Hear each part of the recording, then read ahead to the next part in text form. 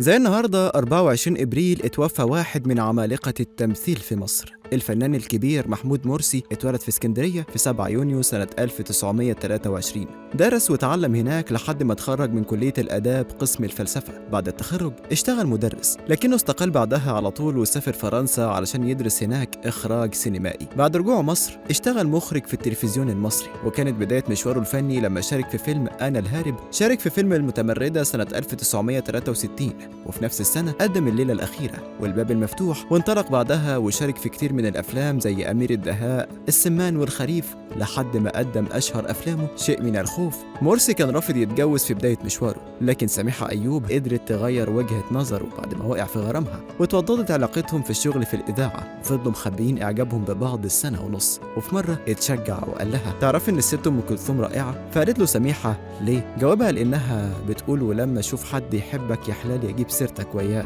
بعدها اتقابلوا في زيارة لواحد من الزملاء، ويومها طلب منها مرسي إنها توصله بعربيتها، وفي الطريق صدمها وقال لها: عايز أقولك إني مش هتجوز. فردت عليه بسرعة: ومين قالك إن في حد عايز يتجوز؟ تاني يوم صرحها إنه معجب بيها، وعرض عليها الجواز، وفعلا اتجوزوا وخلفوا ابنهم الوحيد علاء. لكن بعد فترة من الجواز اكتشفوا ان جوازهم مش هينفع يكمل، لان مرسي كان متضايق من كتر انشغال سميحة بالفن والشغل، فقرروا ينفصلوا. قول لنا ايه اكتر عمل بتحبه للفنان الكبير محمود مرسي؟